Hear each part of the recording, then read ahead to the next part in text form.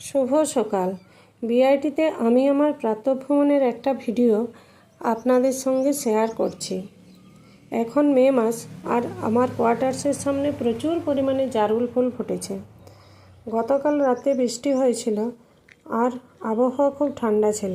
আজ রবিবার, ছুটির দিন, রাস্তায় কোনো গাড়ি ছিল না।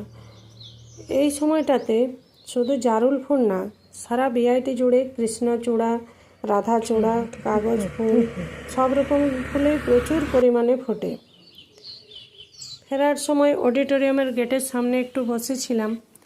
এখানে সারাদিনেই পাখির ডাক শোনা যায়। বিকেলে ছাদ থেকে একটা ভিডিও তুলেছিলাম। পড়ন্ত সূর্যের আলোয় জারুল ফুলগুলোকে দেখতে অন্যরকম লাগছিল।